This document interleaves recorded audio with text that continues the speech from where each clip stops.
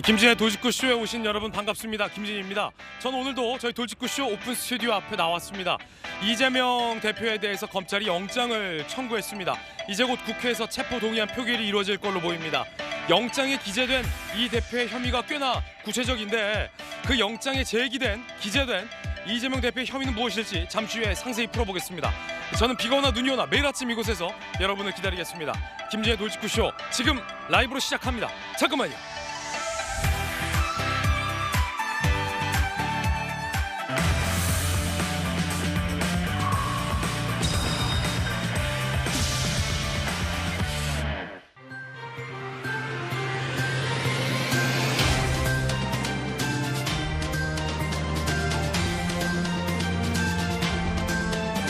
신문 읽어준 남자입니다.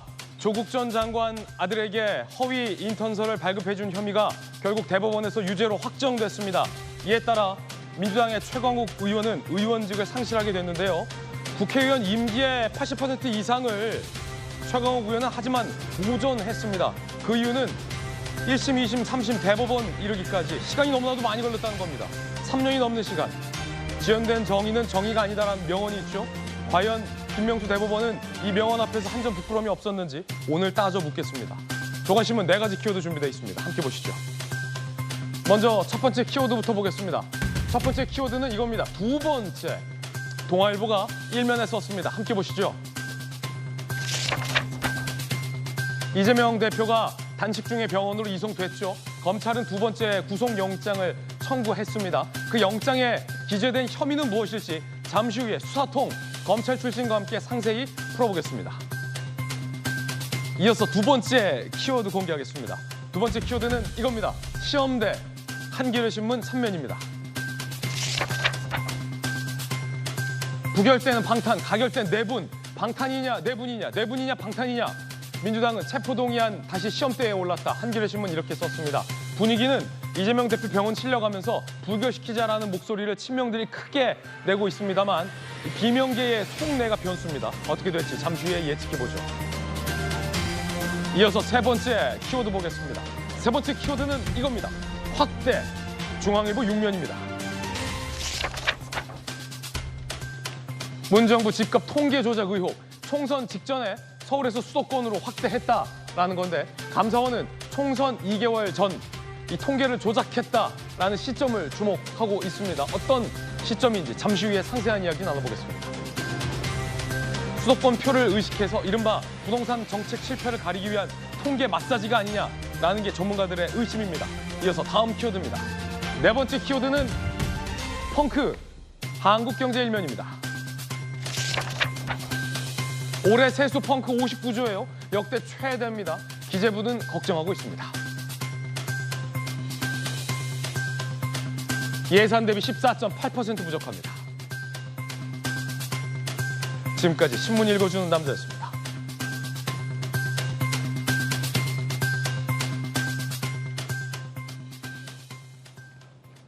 오늘 아침 함께하신 분들 소개해드리겠습니다. 수사통이죠. 수사통. 검찰 출신의 김광삼 변호사, 국민의힘의 김재섭 전 비대위원 나왔습니다. 민주당의 재선 의원, 전 재수 의원, 그리고 서재원 전 민주당 상근부 대변인이 나왔습니다. 어서 오세요. 안녕하세요. 검찰이 이재명 대표에게 두 번째 영장을 청구했고 영장 속에 담긴 이 대표의 혐의는 뭘까? 오늘 돌직구쇼에서 그 영장 속의 혐의, 수사통과 함께 상세하게 풀어보겠습니다. 첫 번째 이야기 주제 공개합니다. 혐의 합치면은 9개예요. 많기도 많다. 엄청 많네요. 하나 모자란 10개, 10개에서 하나 모자란 9개 혐의까지 이르렀습니다. 바로 이재명 대표에게 적용한 혐의가 무엇인지부터 바로 보겠습니다. 자, 이제 영장에 제기된 혐의가 무엇일지에 대한 내용인데 3월 2일 1차 기소 때는 위례대장동 개발사업 비리예요. 배임, 이해충돌 위반, 부패방지법 위반, 성남FC 불법 후원금 사건으로 네 번째 혐의는 제3자 뇌물, 다섯 번째 혐의는 범죄수익은닉규제법 위반. 지금까지가 그러니까 5개 혐의였는데 어제 검찰이 두 번째 영장을 청구하면서 혐의가 늘었어요. 여섯 번째, 백현동 개발사업 관련해서 배임 혐의, 대북송금 관련해서 7번째 제3자 뇌물 혐의, 8번째 외국환거래법 위반 혐의, 허위사실 유포 선고법 위반에서 9번째 위증교사 혐의까지 총 혐의가 9개에 이르렀습니다. 배임의 액수도 상당히 불어났습니다. 수사통 검사 출신의 김광삼 변호사님, 네. 혐의가 9개. 이 돌침대도 별이 5개인데 그보다 4개가 더 많아 9개인데 민주당에서는 야 이거 너무한 거 아니냐. 무슨 9개냐라는 반발. 여당에서는 혐의가 이렇게 차고 넘치는데 어떻게 아직도 야당 대표를 하고 있냐. 양당의 표정도 엇갈리고 있습니다. 일단 9개 혐의 중에서 가장 주목해봐야 할 혐의는 뭡니까? 제일 중요한 건 우리가 수없이 얘기해왔잖아요. 그게 바로 대장동이에요. 그래서 우리가 이재명 대표 하면 떠오르는 것은 대장동이거든요. 예. 대장동은 사실은 배임 액수도 엄청 큽니다. 그리고 그로 인해서 민간업체가 가져간 수익도 수천억이 되는 거예요. 예. 그래서 이 부분이 이제 그 범죄 전체를 보면 굉장히 크다고 볼 수가 있고요. 이번에도 배임이 적용됐잖아요. 그렇죠. 그리고 이번도 또 배임인데 이건 이제 백현동 관련된 거예요. 백현동과 관련된 건 대장동에 비해서 규모는 좀 작죠. 예. 그런데 백현동에 보면 이제 노골적으로 이제 구속영장을 보면 민간업체한테 이익을 몰아줬다는 거죠. 그리고 이른바 이 백현동 브로커 이재명 대표와 매우 가까운 사이였던 김인섭 씨 등에게 특혜가 몰아줬다. 그렇죠. 일단 민간업체에서 이전에 그 용도 변경해달라고 여러 차례 요구했잖아요. 근데 안 해주다가 본인의 측근이라고 지금 언론에서 말하고 있는데 본인은 측근 아니다고 계속 우겨댔잖아요. 근데 이 김인섭 씨가 사실 영입을 되면서 이게 용도 변경이 4단계 된다는 거 아니에요? 유례 없이. 그다음에 이제 두 번째로 뭐 임대주택 비율을 현격히 낮춰줬다는 거예요. 그럼 수익이 굉장히 많아지겠죠. 그다음에 기부채납 현황과 관련해서도 그걸 바꿀 수 있도록 교체할 수 있도록 해줬다는 거고. 그리고 이제 수익을 많이 몰아줬는데 결국 성남도시개발공사에 200억의 손해를 끼쳤고, 그다음에 민간업자에게 1,356억 정도의 이익을 가져게 했다는 거예요. 그래서 가장 중요한 혐의는 대장동의 배임 1번 혐의 그리고 백현동의 배임 6번 혐의가 가장 중요하다. 공통점이 또 있습니다. 다시 한번 혐의를 나열한 표를 좀 보시면 이게 워낙 많아서 표를 보면서 얘기해야 됩니다. 성남FC 불법 후원금 사건에서도 제3자 뇌물이 들어갔는데 4번 혐의 여러분들이 보고 계신. 그런데 이 뒷장에 저희가 적어놨어요.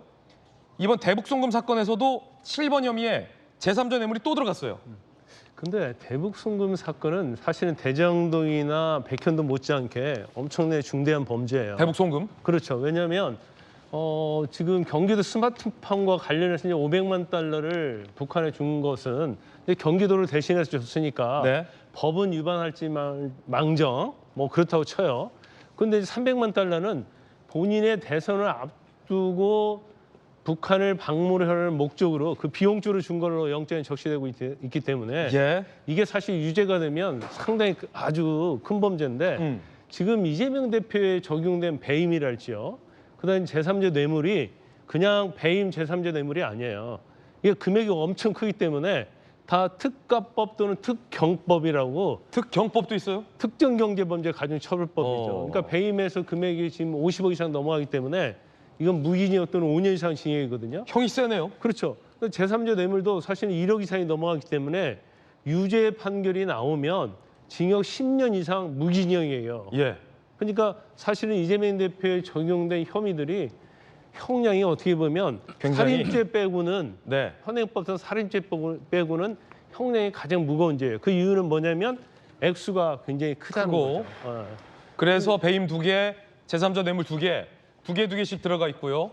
지금 보니까 9번 혐의에 이런 혐의도 들어가 있어요. 이번에 위증교사, 허위사실 유포 선거법 위반 관련해서 위증교사 혐의 9번째 혐의가 들어가 있는데 이게 이제 이른바 검사 사칭 사건 재판에서 증인 김모 씨에게 나에게 좀 유리하게 위증을 해달라라고 교사를 했다 이거죠. 그렇죠.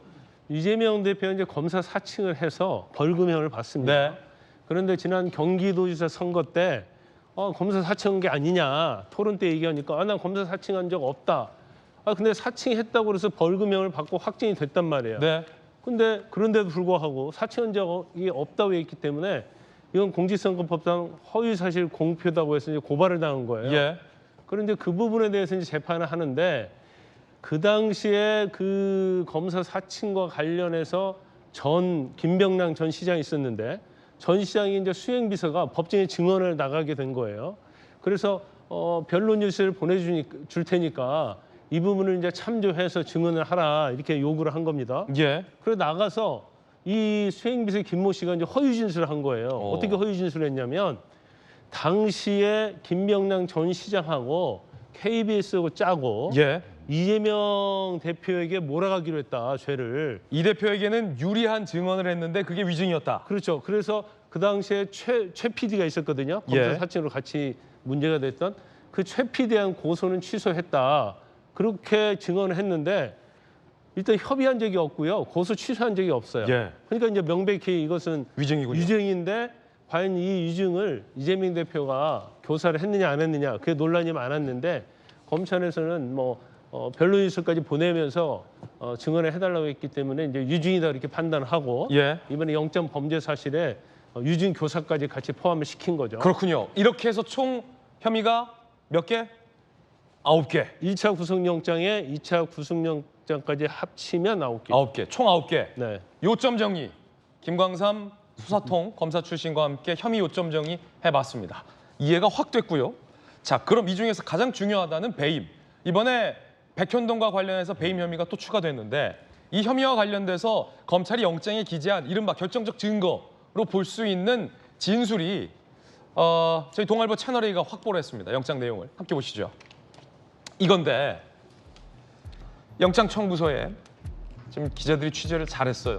2015년 3월 이재명 대표가 유동규에게 한 진술이라며 검찰이 확보를 해서 그대로 영장에 기재했습니다. 이재명 시장이에요. 백현동 개발 사업은 인섭이 형님이 끼어 있으니까 김인섭 씨, 이 백현동 브로커 역할을 했었죠. 인섭이 형님이 끼어 있으니까 진상이하고 정진상 전 실장, 진상이하고 잘 얘기해서 신경 좀 써줘라 라고 유동규 당시 성남도시개발공사 사장 직무대리에게 이재명 시장이 직접 이렇게 얘기를 했었다라는 진술을 검찰이 확보했고 그 진술을 적시했다는 거예요. 이 백현동 의혹의 핵심은 이재명 시장의 선대본부장까지 했었던 김인섭 씨가 이 백현동의 브로커 역할로 끼어들면서 이 측근으로 볼 수 있는 김인섭 씨에게 막대한 특혜를 몰아줬다라는 게 의혹의 핵심인데 이 시장의 이런 발언, 인섭이 형님이 끼어 있으니까 진상이하고 상의해서 잘 챙겨줘라. 이걸 검찰이 기재했다는 겁니다. 동아일보 취재 잘했어요. 김인섭 최측근 A씨의 증언도 검찰은 적시했습니다. 이재명의 제도권 최측근은 정진상. 하지만 숨겨져 있는 측근은 김인섭이다라고 한 진술도 검찰은 기재를 했습니다. 검찰은 이렇게 규정했어요. 이재명, 정진상, 김인섭 이 세 트로이카가 불법적인 공생관계를 유지하며 범죄 품앗이를 했다라고 검찰은 적시를 한 걸로 동아일보와 채널A가 단독 취재하고 있습니다. 불법적인 공생관계를 유지하며 범죄 품앗이를 한 사이다. 이재명 대표는 이와 관련해서 김인섭 씨와는 오랜 기간 연락을 안 해온 사이다라며 관계성을 부인하고 있다는 말씀도 함께 드리겠습니다. 하지만 검찰은 전혀 그렇게 보지 않고 있다는 점입니다. 검사 출신 김광삼 변호사님, 예. 인섭이 행님이 끼어 있으니까 진상이랑 잘 얘기해서 잘해줘라. 그리고 그 이후에 동아일보 기사를 보면 정진상 실장도 인섭이 형이 끼어 있으니까 잘해줘라라는 말을 이 백현동 일당들에게 한 걸로 검찰은 적시하고 있는데 이게 어떤 의미예요? 일단 인섭이 형님이란 말이 굉장히 중요할 거예요. 인섭이 형님. 그렇죠. 그러니까 김인섭 씨가 사실은 이재명 대표의 이제 성남시장 선거 때 선대 본부장을 해줬다는 거 아닙니까? 근데 이재명 대표는 계속 이런 얘기를 했죠. 나 김인섭이 잘 모른다. 2006년도인가 2010년도까지만 알고 지냈다가 그도 연락한 적이 없다 이렇게 얘기를 하고 있는 거예요. 그런데 김인섭 씨가 민간업자에게 스카우트 된 다음에 가서 사실 백현동이 일사천리로 됐잖아요. 예. 우리가 말하는 그 50m짜리 옹벽 아파트 이런 거 다 해줬단 말이에요. 그러면 지금 유동규 통해서 인섭이 형이 끼어 있으니까 잘 얘기해서 신경 좀 써줘라 이 말은 인섭이 형이 원하는 대로 해주라는 얘기 아니에요? 인섭이 형님이 원하는 대로. 그래요. 그 인섭이 형이라고 할 정도 되면 이건 보통 사이는 아니잖아요. 그래서 뭐 나중에 성남 도계공도 인섭이 형님 뜻대로 빠지고 뭐 백현동의 특혜가 이루어졌다. 검찰은 이렇게 보고 있는 거군요. 그래서 그 당시에 어떤 얘기가 있었냐면 김인섭 씨가 비선으로서 슈퍼 로비스트다. 예. 그러니까 일반 로비스트가 아니다는 거죠. 김인섭이 통해서 정진상과 연결하면 이제 안 되는 게 없다. 이제 그런 얘기가 굉장히 회자가 됐다고 그래요. 그리고 이제 검찰 영장에도 나와 있지만 검찰이 조사한 거에 의하면 지금 정진상하고 유동규하고 한 300회 이상 전화 통화를 했다는 거 아닙니까? 그럼 이렇게 전화 통화를 하면서 무슨 얘기를 했겠습니까? 단지 안부 전화 했겠어요? 결과적으로 그 당시 통화를 할 때가 백현동 인허가와 관련된 부분이기 때문에 이런 부분들. 그다음에 지금 경기도 당시 공무원이 법정에 나와서 증언을 했잖아요. 정진상이 잘해주라고 얘기했다. 그래서 이 잘해주라는 얘기 의미 자체는 저쪽이 요구하는 대로 해주라는 그런 의미를 알아들었다. 그래서 다 해줬다는 거 아닙니까? 그래서 이러한 진술들이 또 이재명 대표는 그러겠죠. 이거 다 조작된 거다 이렇게 얘기했지만 검찰이 어떻게 뭐 고문하겠습니까? 유동규 고문해요? 경기도지사 경기도 공무원 고문해가지고 이런 얘기 하라 하겠어요? 정기 고문 하겠냐? 그렇죠. 그런 건 지어낼 수 없는 얘기예요. 그러면 굉장히 신빙성이 있다 이렇게 볼 수 있죠. 영장에 기재된 검찰의 어떤 진술, 이재명 대표의 당시 진술 내용까지 수사통 김관삼 변호사와 함께 풀어봤습니다. 이런 내용의 증거들과 진술들을 바탕으로 이재명 대표에게 9가지 혐의를 검찰이 적용했다라는 겁니다. 한동훈 법무장관 한마디 했습니다. 피의자가 단식한다고 해서 사법 시스템이 정지돼선 안 된다. 그 뒤에 또 잡범 표현이 들어갔다고 하는데요. 듣는 입장에서는 기분 나쁠 수도 있겠습니다만 들어보시죠. 본인들도 명분이 없다는 걸 아니까 손에 잡히는 물건 아무거나 잡아서 집어던지듯이 단식 시작할 때는 없었던 총리 해임이니 내각 총사퇴니 탄핵이니 하는 맥락 없는 얘기들을 쏟아내고 있는 것 같습니다. 수사받던 피의자가 단식해서 자해한다고 해서 사법 시스템이 정지되는 선례가 만들어지면 안 된다고 생각합니다. 그러면 앞으로 잡범들도 다 이렇게 하지 않겠습니까? 지금처럼 소환 통보 받고 나서 시작하는 단식은 저도 처음 봤는데요. 그렇지만 과거에도 힘 있는 사람들이 죄 짓고 처벌 피해보려고 단식하고 입원하고 휠체어 타고 이런 사례들은 많이 있었습니다.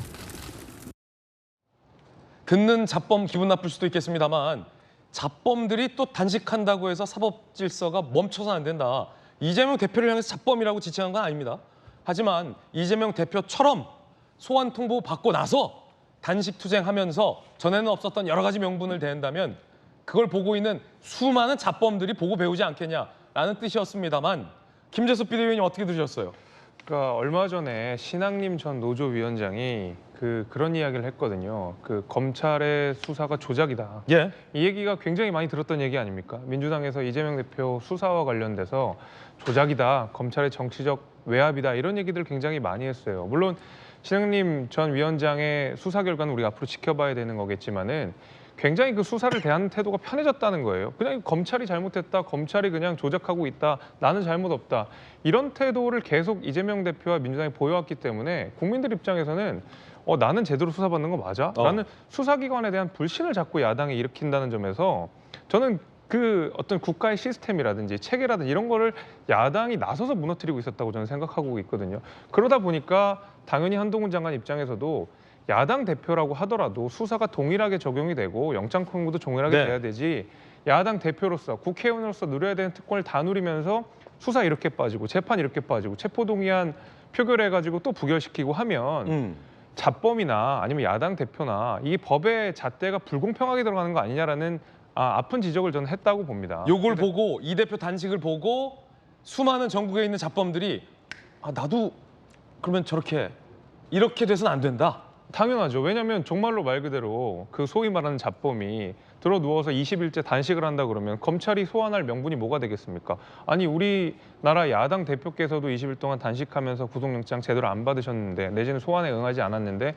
왜 나라고 그럽니까? 라고 이야기하면 검찰이 뭐라고 이야기하겠습니까? 당신은 야당 대표 아니니까 데려가야죠. 라는 말밖에 더 하겠습니까? 저는 그런 의미에서라도 그 이재명 대표가 어떤 수사 체계를 자꾸 혼란시키고 국민들께 어떤 나쁜 선례를 저는 남기고 있다라고 생각하거든요. 한 장관 말 잘했다. 게다가 지금 어떻게 입원을 하는데 영장 청구를 하냐 이렇게 민주당이 주장하는데 저는 생각이 좀 다릅니다.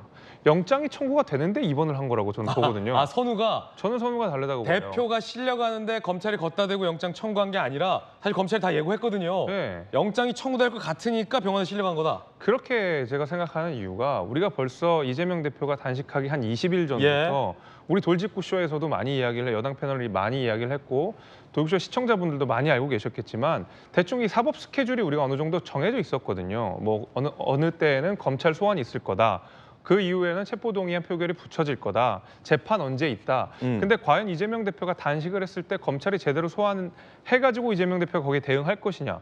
실제로 유야무야되지 않았습니까? 예. 흐리멍텅하게 되지 않았습니까? 그 이후에 영장 청구된다는 거 다 알고 있었던 내용입니다. 그 저번 주에도 검찰이 한 18일 정도 영장 청구될 거다라는 언론 보도가 슬슬 나오기 시작했거든요. 이재명 대표랑 민주당이 이거 몰랐을 거라고 생각하지 않습니다. 전 국민이 다 아는 상황에서. 저는 그런 의미에서라도 사법 스케줄은 사법 스케줄대로 가고 있는데 이재명 대표가 어떤 단식이라고 하는 것을 통해서 이 사법 시스템을 굉장히 혼란스럽게 만들고 있는 게 사실이다. 저는 이렇게 보고 있습니다. 예, 일단 한 장관 말 잘했다. 야당은 민주당은 한 장관을 강하게 비판했습니다. 뭐 한 장관의 발언이 거침없이 강한 비판의 워딩들이 나왔기 때문에 민주당에서는 인면수심 정권의 장관이다라는 비판의 목소리 나왔습니다. 들어보시죠. 한동훈 장관은 뻔뻔하게도 단식 끝에 병원으로 이송된 야당 대표를 조롱하고 단식의 의미를 폄훼했습니다. 심지어 잡범들이 따라할 수 있다는 궤변까지 늘어났습니다. 인면수심 정권의 법무부 장관답습니다. 한동훈 장관은 말끝마다 증거가 차고 넘친다고 하면서 왜 구속에 매달립니까? 제대로 된 증거 하나도 없으니 구속영장 청구로 괴롭히고 망신 주려는 것입니까? 구속영장 청구로 국민의 시선을 돌려 정권의 무능을 가리고 야당을 분열시킬 수 있다고 생각한다면 오산입니다. 한 장관의 발언에 대해서 야당은 거칠게 비판하고 있습니다. 야당, 여당 간의 논점이 되고 있는 게 실려가는데 어이 거기다 대고 영장을 치냐라는 민주당의 시선. 영장 칠 거 뻔히 알았으니까 고에 앞서서 실려간 거 아니냐라는 국민의힘의 의심, 충돌하고 있습니다. 전재수 의원님, 네. 앞서 여당에서는 어차피 검찰이 영장 다 예고됐으니까 이 시나리오대로 병원으로 가신 거 아니냐 이런 말이 나왔는데요. 그러니까 저는 이제 좀 다른 생각을 가지고 있는데 지금 이재명 대표와 관련해서 근 2년 가까이 수사가 진행이 되고 있습니다. 그런데 이 수사가 수사 기간이라든지 수사의 범위라든지 수사의 대상이라든지 수사의 강도를 보게 되면 전례 없는 수사가 이루어지고 있는 것이죠. 자, 이 요즘 윤석열 정부 출범하고 난 뒤에 TV를 틀게 되면 경찰, 그 등장인물들이 대부분 보면 경찰, 검찰, 감사원, 또 소환, 압수수색 뭐 이런 것들만 뉴스를 전부 장식을 하고 있습니다. 근 2년 동안 경찰, 검찰, 소환, 압수수색 이런 것들이 우리 주변에서 거의 일상화되다시피 해버린 상태거든요. 그러면 2년 동안 수사를 해왔고 또 구속영장 청구가 한 번도 아니고 소환 요구를 하고 소환 조사를 받는 것도 한두 번도 아니고 매번 피의 사실이 공표되고 또 공무상 비밀 누설로 보여지는 내용들이 일상적으로 공개되고 있는 이 상황에서 예. 영장 청구를 일주일 늦게 하면 어떻습니까? 2년 동안 해온 수사인데 일주일 빠르면 어떻습니까? 근데 굳이 말하자면 19일째 단식을 해가지고 병원에 실려간 날 그것도 아침 6시 55분에 실려갔는데 2시간이 채 되지 않아서 영장을 청구한다는 것은 네. 이것은 상당히 제가 볼 때는 무슨 이제 정치적 뭐 의도가 있는 것이 아닌가 이렇게 볼 수밖에 없는 것이죠. 2년 동안 해왔기 때문에 일주일 늦으나 빠르나 그것이 별 의미가 없습니다. 그리고 사법 절차가 중단되는 겁니까? 끝나는 겁니까? 그렇지 않잖아요. 2년 동안 해왔지 않습니까? 검사, 검찰 수사관, 수사 보조 인력 여러 수백 명을 동원해서 여러 수백 군데를 그리고 여러 수백 명을 소환 조사했지 않습니까? 2년 가까이 되는 시간 동안. 그런 부분에 있어서 문제를 지적을 하고요. 한동훈 장관 발언은 열성적인 지지자들은 박수치고 환호성을 지르겠죠. 그러나 객관적으로 한동훈 장관은 대한민국의 법무행정의 책임자입니다.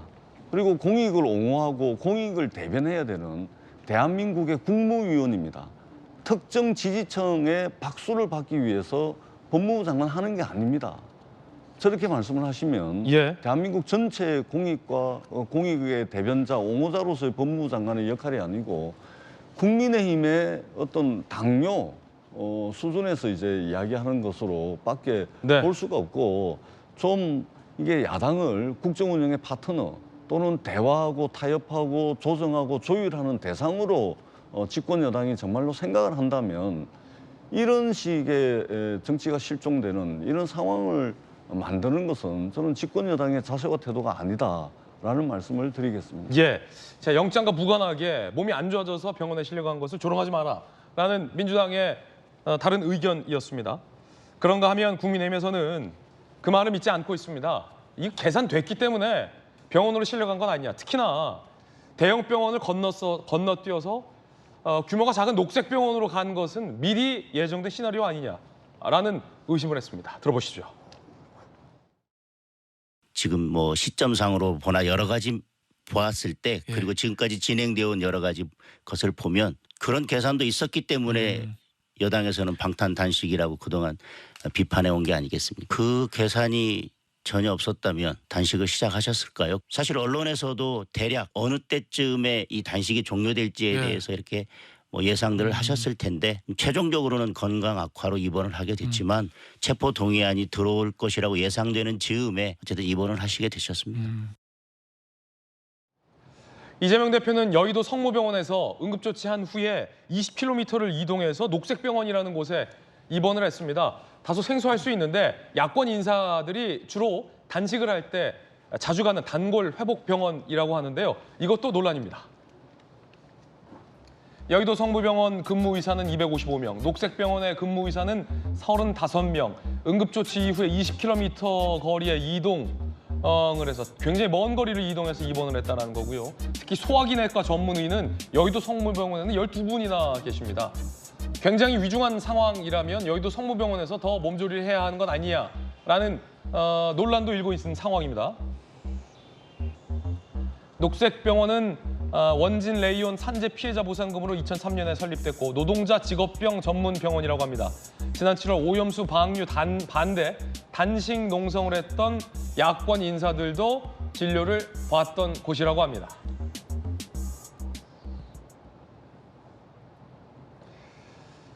자, 그러자 이 야당에서는 이 가짜 뉴스다라며 몸이 안 좋기 때문에 입원을 119에 실려간 것이지 이것을 폄하해서는 안 된다, 폄훼해서는 안 된다라는 강한 반박도 나왔습니다. 하지만 이 대형 병원을 굳이 두고서 저 멀리 규모가 작은 병원으로 간 데는 여전한 의문도 제기되고 있습니다. 권칠승, 한민수 두 대변인의 이야기 준비되어 있습니다. 들어보시죠. 장기간 단식으로 인해서 신체 기능이 상당히 저하되어 있다고 하는 것이 의료진들의 소견입니다.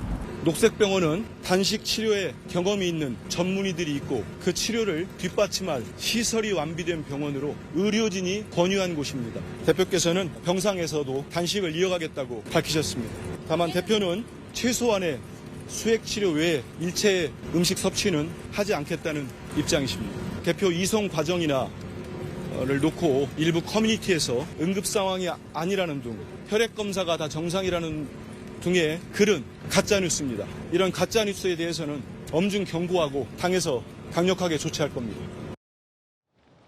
자, 한민수 대변인의 격앙된 브리핑까지 들어봤습니다. 서재현 대변인, 그럼에도 불구하고 정말로 이렇게 위급한 상황이라면 전문의가 더 많은 여의도 성모병원에 더 오래 계시는 게 좋지 않겠느냐라는 일종의 합리적인 이야기, 합리적인 의문, 왜 굳이 녹색병원까지 갔을까?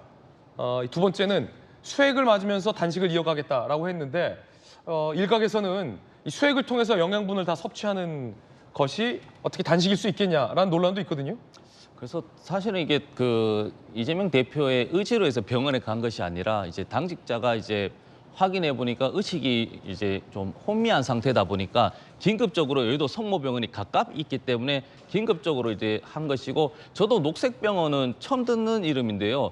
그 이제 우원식 의원도 이미 이제 기존에 단식 관련해서 이제 병원 했고 다른 야당 대표도 했기 때문에 단식을 사실 이게 현실에서 단식 환자가 굉장히 많지는 않을 거 아닙니까? 그러면 녹색병원이 거기에 대해서 좀 특화된 병원이라고 하기 때문에 간 것이고, 큰 병원 하는데 저도 뭐 가족이 좀 아파서 큰 병원에 대해서 저도 이제 뭐 예약도 지금 하고 있는 상황인데, 개인적으로는 저는 녹색병원 간 것이 더 좀 적절했다 생각하는 것이 만약 큰 병원, 뭐 성모병원이라든지 다른 큰 병원에 갔을 때는 치재 열기라든지 뭐 이게 여러 가지 불편할 수가 있거든요. 국민들 입장에서는. 그래서 저는 녹색병원 간 것이 논란이 왜 일어난지 저는 사실 개인적으로는 좀 이해가 되질 않습니다. 예. 제가 한 말씀만. 네. 예.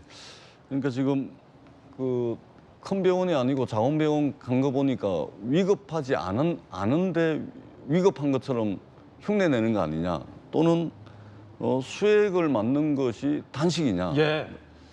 저는 이런 이제 비판은 온당하지 못하다고 생각을 합니다. 우리가 19일을 단식을 했습니다. 그게 어떤 상황인지 상상이 저는 가는데요.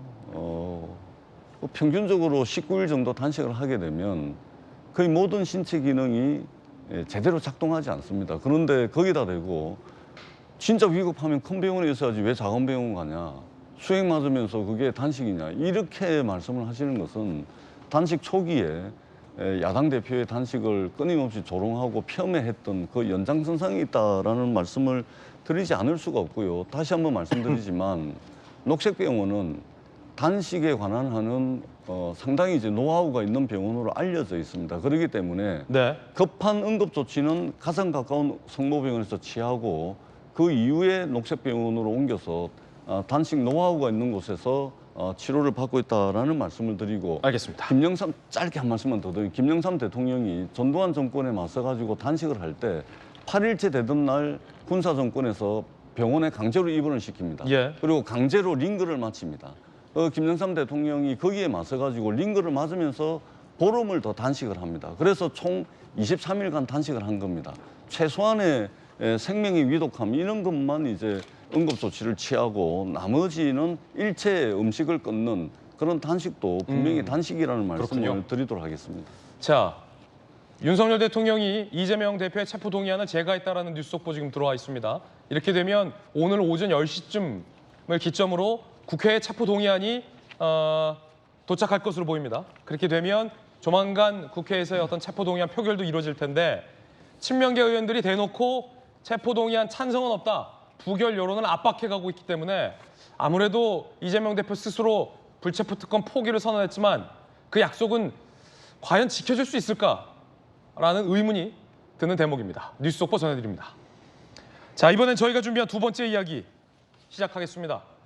최광욱 의원, 조국 전 장관에게 허위 인턴서를 발급해 주고도 그간 허위 인턴서가 아니다라고 계속 거짓말해왔습니다. 그게 대법원에서 다 유죄로 인정됐습니다. 결국 의원직까지 상실됐는데 그 재판이 너무나도 오래 걸렸습니다. 왜 이 사법체계, 특히 김명수 대법원은 최광욱 의원의 의원직을 유지시켜줬던 걸지 오늘 따져 묻겠습니다. 주제 공개하죠. 근 4년 동안 이 재판을 끌 만큼 이 재판이 과연 복잡했던 재판일까? 글쎄요. 지연된 정의는 정의가 아니다라는 명언이 오늘 아침 생각나는 대목입니다. Justice delayed is justice denied. 원래대로라면 지연된 정의는 부정한 정의다, 부인된 정의다라는 뜻입니다. 최광욱 의원의 유죄 재판, 대법원까지 너무나도 오래 걸렸기 때문에 이런 얘기가 나옵니다. 영상으로 만나보시죠.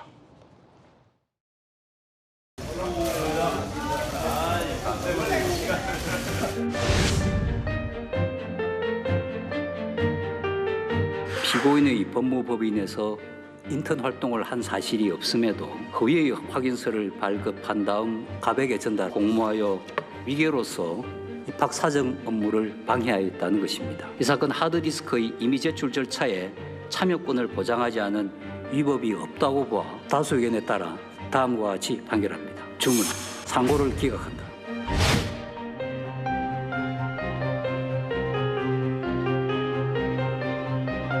대한민국의 사법 시스템이 내는 결론이니까 제가 존중할 수밖에 없고요. 정치검찰이 벌여왔던 표적 수사, 또 날치기 기소 그 부분에 대한 판단이 일치 없어서 많이 아쉽고요. 21대 국회에서의 제 여정은 이제 이걸로 마무리해야 할 것 같습니다. 유죄가 확정되면서 의원직 상실형에 해당되는 유죄가 확정돼서 최광욱 의원은 의원직을 상실하게 됐는데 이게 3년 8개월이나 걸렸습니다. 내년 초에 총선이 있는 것을 감안하면 국회의원 자격이 없는 최광욱 의원이 이 사법 절차가 너무나도 3년 8개월이나 오래 걸렸기 때문에 국회의원직을 유지해온 셈이 됐습니다. 결과적으로. 조국 전 법무장관 아들에게 허위 인턴서 확인서를 발급해줬다라는 혐의, 징역 8개월, 집행유예 2년, 3년 8개월 만에 대법원에서 유죄가 확정됐습니다. 핵심 쟁점은 조국 자택 PC 하드디스크 증거 능력 여부, 다 증거 능력이 인정됐어요. 대법원, 정경심 자산관리사의 은닉 지시, 소유권 넘어갔다고 판단했습니다. 결국 저 PC 하드디스크에 있는 증거가 다 인정이 된 거죠. 김광삼 변호사님, 수사 통이잖아요. 이게 이 재판이 결국에는 조국 아들이 허위로 인턴을 했느냐, 다시 말해서 조국 아들이 인턴을 했냐 안 했냐만 확인하는 재판인데 3년 8개월이나 걸릴 만큼, 특히 대법원에서의 주심이 1년이나 이 사건을 붙잡고 있다가 대법원 전원 합의체로 넘기는 바람에 대법원에서만 1년 몇 개월이 걸렸어요. 이게 그토록 어렵고 복잡한 재판입니까? 아니, 형사사건 중에서 가장 간단한 사건 중에 하나예요. 3년 8개월. 그러니까 가장 간단한 사건, 일반적인 형사사건에서 설사 이제 무죄를 다툰다고 하더라도 이제 시청자분들의 이해를 돕기 위해서 지금 최강 의원이 그 작성한 발행한 허위 인턴십 증명서는 그 안에 이제 법무법에 있는 사람들 다 조 전 장관 아들이 온 적이 없다고 얘기를 해요. 인턴한 적이 없다고. 그리고 모든 정황이 보면 이제 허위라는 것이 거의 명백한데. 1심, 2심, 3심 모두. 그렇죠. 허위라는 건 명백한데 이제 뭘 2심에서 최강욱 의원이 주장을 하고 물고 들으시냐면, 아니 그 이 인턴십 증명서가 조 전 장관의 집에 있는 PC에서 나왔거든요. 근데 PC 자체를 김경록 자산관리센터에 줬잖아요. 그리고 증거 인멸을 하려고 줬다고 이제 그렇게 보잖아요.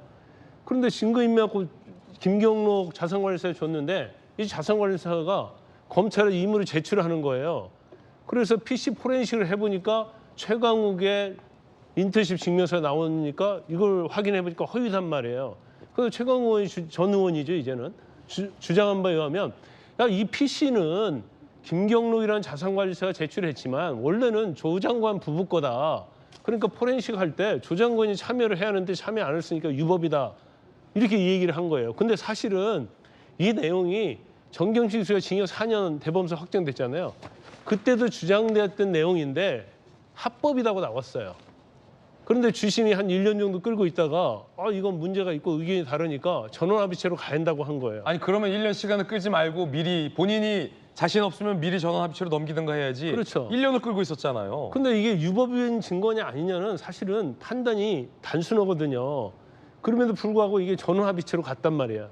그건 전원합의체는 뭐냐면 기존의 대법원 판례를 뒤집기 위해서 하는 게 전원합의체거든요.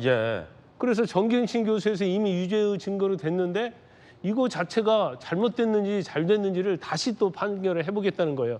지금 재판 끝난 지 얼마 되지도 않았는데. 그래서 제가 볼 때는 그때 어떤 생각을 했냐면 야, 저거 뒤집기 위해서 하는 거 아니야? 이제 그런 생각을 했는데 결국 어제 이제 유죄가 확정이 됐고 그 PC에서 나온 이제 인턴십 증명서 이제 증거 능력을 인정을 했어요. 인정을 했기 때문에 결국은 1, 2심 재판이 이제 확정이 됐건 맞은데 과연 이렇게 3년 8개월이나 걸쳐서 이 재판을 해야 할 그러한 재판이냐. 그건 굉장히 우리가 의구심을 갈 수밖에 없고 우리가 아까 지연된 정의는 정의가 아니다고 하잖아요. 그게 가장 대표적인 것이 그 히틀러체에서 유대인을 학살했잖아요. 근데 그 사람들이 거의 다 죽거나 아니면 뭐 생명을 뭐 다 정말 늙어가지고 죽기 직전에 판결이 났단 말이에요. 그럼 그 사람들은 누릴 거 다 누리고 그때서 처벌받는 거 아니겠습니까? 그건 마찬가지인 거예요. 죄를 졌으면 빨리 결론을 내야죠. 결국 최강 의원의 의원직이 이제 다 뭐 몇 개월 안 남은 상태에서 의원직 상실이다. 이 의원직 상실이 무슨 의미가 있겠습니까? 의원직 상실의 의미가 없다. 국민의힘에서 여당에서는 강하게 비판했습니다. 고의로 대법원이 뭐 최강욱 의원의 의원직을 유지시켜 줬겠냐마는 이게 너무 오래 걸려도 오래 걸렸다는 겁니다. 최강욱 의원은 앞서 봤듯이 미안하다, 죄송하다는 말 한마디 없었습니다. 들어보시죠. 정의가 지연되는 동안 최 전 의원이 국회의원 임기를 거의 마쳤고 임기 내내 온갖 막말과 기행으로 국회의 품격을 떨어뜨림과 동시에 모렴치로 국민을 분노케 했습니다. 애당초 자격도 없는 최 전 의원을 만들어낸 민주당이나 시간 끌기로 사실상 면접을 준 김명수 대법원 모두에게 그 책임이 있습니다. 민주당이 사과하는 것이야말로 국민께 할 수 있는 최소한의 도리입니다. 의원직이 상실됐지만 최강욱 의원에게는 별 큰 뭐랄까 타격이 없었다. 뭐 이런 얘기도 있어요. 어떻게 보십니까? 3년 8개월 동안 국회의원으로서의 자격과 역할을 다했기 때문에 한 6, 7개월 정도를 남기고 나서 의원직이 상실된다고 하더라도 최강욱 의원은 정말 국회의원으로서 누려야 될 것을 거의 대부분 다 누렸다. 그리고 거기에 우리 대법원, 우리 사법부가 일조했다라는 것에 상당히 좀 저는 유감을 느낍니다. 근데 앞서서 김광산 변호사님께서 이 김명수 대법원장 체제에서의 어떤 사법부의 사법 지연 문제를 좀 짚어주셨다 그러면 이 내용들 가운데서 최강욱 의원은 재판 지연에 본인의 책임이 없느냐? 저는 이 부분을 좀 짚고 싶어요.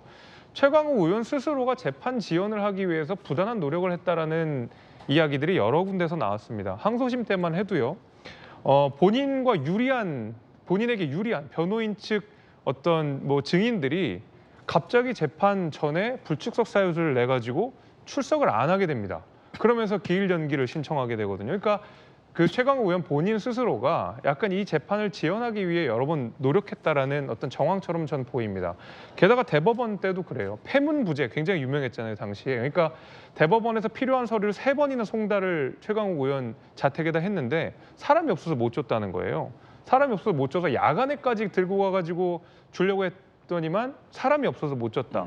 이것 때문에 대법원의 어떤 재판도 굉장히 연기되는 결과를 낳게 됐거든요. 그래서 앞서서 말씀해 주신 대로 굉장히 이해할 수 없는 이유로 사법부가 이 재판을 지연했다라는 의혹이 하나가 있는가 하면 최강욱 의원 스스로도 이 재판을 지연하기 위해 부단히 노력했다라는 정황이 여기저기에서 계속 있었기 때문에 뭐 당연히 그 본인이 변론하는 과정에서도 납득하기 어려운 변명들을 계속 했었고요.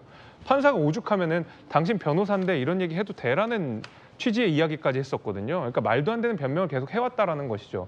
저는 그런 의미에서 재판을 지연했던 사법부에도 분명히 책임이 있지만 결국 되돌아가면 최강욱 의원 스스로가 이런 3년 8개월이라는 긴 시간 동안의 어떤 그 국회의원 자격을 누리기 위해서 본인 스스로가 재판을 계속 지연해왔다라는 의혹을 감추기가 어렵습니다. 그렇군요. 서지현 부대변인, 국민의힘의 김태우 강서구청장, 전 구청장 같은 경우는 이미 작년에 대법원에서 최종 판결이 나와서 구청장직까지 상실하게 된 이른바 초고속 사법부 판결이 이루어졌는데 같은 같은 이 조국 전 장관과 관련된 의혹의 연장선상인데 이 최강욱 의원 같은 경우는 글쎄요. 문재인 정권의 핵심이어서 그런지 몰라도 청와대에 있었잖아요. 왜 이렇게 오래 걸린 겁니까? 그건 이제 의심할 수도 있는데 사건마다 다 다른 것이죠. 사실 이건 조국 장관이 어떻게 보면 수사가 어떻게 보면 재판이 확정이 안 되다 보니까 연결됐을 수도 있고 뭐 여러 가지 이유에 있어서 뭐 어떤 비판의 여지가 있는데 문제는 지금 뭐 국민의힘은 자꾸 사법부를 불신하지 않습니까? 그 최강욱 의원 또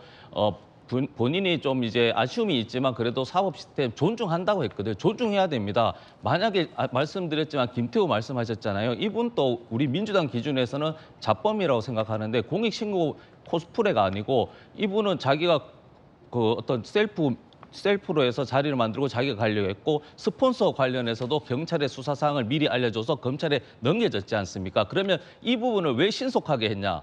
그러면 저희 야당에서 예를 들어 그러면 대통령이 뜻이 강서구청장 보궐로 해서 다시 후보 내기 때문에 신속하게 사법부가 김명수 대법관이 신속하게 해서 이렇게 어떻게 보면 여당과 대통령과 협업했다 이렇게 주장하면 안 되는 거 아닙니까? 그래서 저는 이 부분에 대해서 왜 지연됐는지에 대해서는 저는 이 사건 자체가 뭐 단순할 수도 있지만 조국 장관이 사실 핵심이기 때문에 그게 이제 연결되면서 조국 장관의 수사가 지연되면서 저를 같이 동일선상으로 지연됐다고 보는 게 좀 더 합리적일 것 같습니다. 고의로 뭐 최강욱 의원을 연명시켜주기 위해서 사법부가 지연한 건 아니다라는 강한 반박입니다. 3년 8개월 만에 유죄가 확정돼서 의원직을 상실했습니다.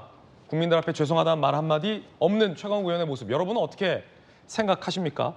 이 같은 재판 지연으로 상당한 국민들의 혈세가 낭비됐다는 지적도 나옵니다. 의정활동 3년 5개월 동안 세비 7억 2,700만 원이 지급됐어요. 윤미향, 황운하, 한병도 의원 재판 지연되고 있어요. 21대 의원직을 계속 수행하고 있습니다. 김명수 사법부의 이중잣대라는 지적도 나옵니다. 물론 이제 서지현 부대변인과 민주당에서는 그런 이중잣대는 없다.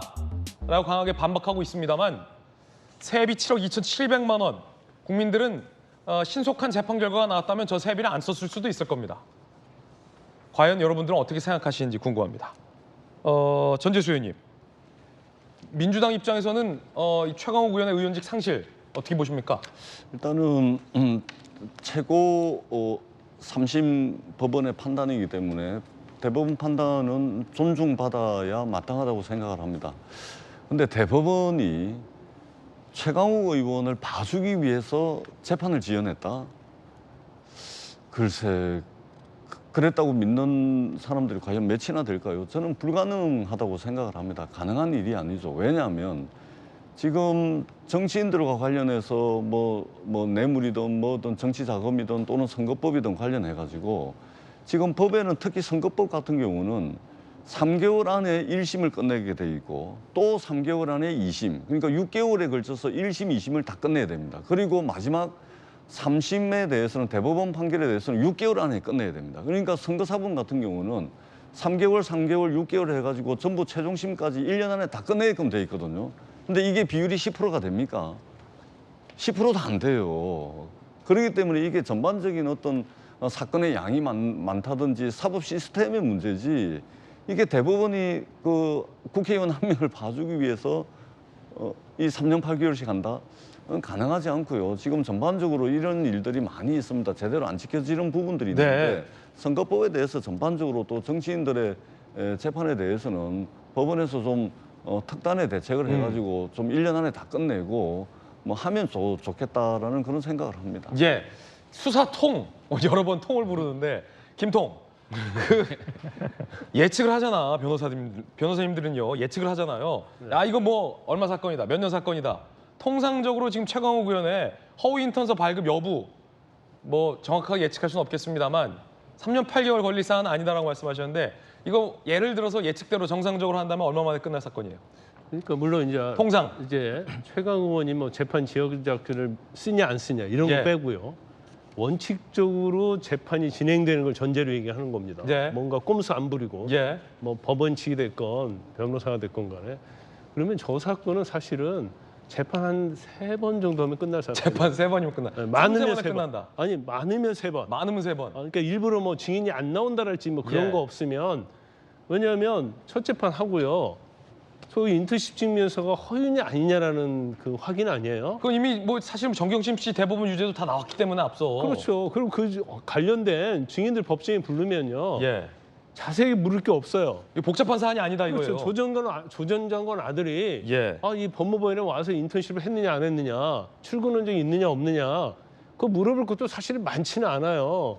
그러면 증인들 다 불러서 한 2번 내지 많으면 3번 정도 재판하면 결심할 사안이거든요. 근데 그럼에도 불구하고 뭐 최강욱 의원이 계속적으로 재판 연결력 의도를 한 걸로 보이고 법원에서도 뭐 그냥 다 받아주고 뭐 어떻게 보면 소송 지휘권이라는 게 있는데 이제 법원서 얼마나 그 재판 지연 전략을 이제 받아줬는지 이제 그걸 좀 뭐 기록을 통해서 확인을 해봐야겠지만 적어도 이 사건은 이제 3년 8개월 걸릴 사건은 아니고 대법원이요. 실제로 우리가 3심제라고 얘기하잖아요. 실제로 2심제와 똑같아요. 왜 2심제 똑같냐면 일반적인 사건이 대법원에 상고하잖아요. 그럼 1심, 2심까지 상고하잖아요. 심리 불속행을 해요. 그래서 아예 심리도 않고 그냥 기각을 시켜버립니다. 그래서 상고심제를 뭐 또 만들어내는 어떤 그런 논란이 계속 있음에도 불구하고 대법원이 워낙 막 재판을 3개월 내에 다 끝내버려요. 일반적인 사건을. 그러다 보니까 국민대 원성이 굉장히 높거든요, 현재.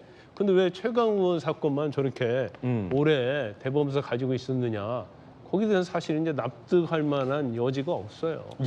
재판 3번이면 끝난다. 김관삼 변호사님이 이런 의견도 주셨습니다. 이상하리만큼 최강욱 의원은 재판에 임하면서 굉장한 자신감을 보였습니다. 결과적으로 허위 인턴서를 발급해 주고도 그러지 않았다라는 거짓말로 임기 대부분을 일관해온 셈이 됐는데 이 자신감은 어찌 보면 김명수 사법부에 대한 자신감이었던 걸까요? 아니면 당시에 문재인 정권에서 배지를 달았다라는 자신감 때문일까요? 이와 관련된 추측도 나오고 있습니다. 일단 그때 1심, 2심 재판 직후에 기자들을 만나서 했던 얘기들 들어보시죠. 한 달 전부터 예정돼 있던 재판 기일이었는데 왜 같은 이튿날 기자회견 잡으셨는지 혹시 한 말씀 해주실 수 있으신가요? 기자회견 일정을 조율 가능하셨을 것 같은데요. 그리고 법사위 혹시 희망하시는 거는 재판이랑은 전혀 무관하다고 보면 될까요? 한 말씀만 부탁드립니다. 여러분들은 굉장히 지금 의도를 가진 질문을 하고 있는 걸 서로 알고 있죠. 누군가 물어보라고 시킨 것 같아요. 굉장히 부적절한 질문이고 굉장히 부적절한 해석이고 그다음에 그 의도 있는 질문 누구세요? 어디서 오신 분이시죠? 의도 있는 건 아니고요. 아까 누가 지시했다고 그런 의도를 가지고 그렇게 말씀하시면 취재해서 질문하신 겁니까? 뭔가 멘트를 따가지고 지금 이상한 해석을 덧붙이려고 하시는 것 같은데 있는 그대로 보시면 됩니다. 저하고 조국 장관이 입시 부정을 하고 그래서 수많은 청년들의 가슴에 못을 박는 공정을 해친 사람들입니까? 조국 전 장관 아들 실제로 청백에서 인턴한 게 맞는지 다시 한번 확실하게 말씀 부탁드립니다. 왜 물어보시는 거죠? 몰라서 물어보시는 건지. 결국엔 저렇게 굉장히 적대적인 태도 내지는 기자들과의 막 설정까지 일삼으면서 본인의 혐의를 완강하게 부인해왔고 민주당의 배지를 유지하면서 법사위라는 강력한 상임위의 상임위원으로 행사를 해왔는데 결과적으로 놓고 보면 국회의원 자격이 없는 혐의를 갖고도 국회의원직을 유지해온 셈이 된 겁니다. 민주당의 책임론까지 일고 있는데 김재섭 위원님 어떻게 보십니까? 민주당의 간판을 걸고 비례대표 의원이 되셨기 때문에 민주당에서도 여기에 일말의 책임감을 느껴야 된다고 생각합니다. 뭐 단순히 비례대표로서 최강욱 의원을 공천했다라는 책임뿐만이 아니라 최강욱 의원의 혐의, 지금 이번에 재판받은 어떤 이 내용을 가지고 이상하려만큼 많은 비호를 했거든요. 예를 들면 대표적으로 이런 겁니다. 고작 허위 인턴 증명서 작성 가지고 왜 그렇게들 그러냐라고 얘기하는데 그게 고작 허위 인턴 증명서가 아니잖아요. 당시에 조국 민정수석이 된 다음에 문재인 정부 이후에 그 다음에 인턴 증명서를 허위로 발급을 했고요. 그 다음에 최강욱 전 의원은 공직기강 비서관이 됩니다. 이 일련의 사건들을 보게 되면 뭐 예를 들면 최강욱 의원 이런 얘기도 했다 그래요. 정경심한테 이게 뭐 잘 도움이 됐으면 좋겠습니다. 입학하는 도움이 됐으면 좋겠습니다라고 이야기를 하고 실제로 이것이 허위 인턴서 증명을 하면서 조국 전 장관의 자녀에게 입시에 도움이 된다는 사실 본인이 가장 잘 알았었던 것 같고요. 예. 지금 나온 결과들을 보게 되면 그걸 통해서 이제 입시에 사용이 된 거고요. 그 이후에 최강욱 의원은 공직기강 비서관이 된 겁니다. 단순히 그냥 허위 인턴 증명서 발급만 했다고 해서 뭐라고 하는 게 아니에요. 조국의 원픽이 됐다. 공직기관 그럼요. 비서관 청와대로 문재인 청와대에. 물론 그 대가성을 밝히기는 어려운 상황이지만 예. 시간 일련의 흐름을 들어보게 되면 최강욱 의원은 단순히 그냥 종이 조각 하나 했던 잘못은 아닌 거예요. 그리고 말 나서 그대로 이제 결과적으로 민주당 국회의원까지. 그렇죠. 공직기강 비서관의 이력을 가지고 민주당의 간판을 달고 국회의원이 되신 분입니다.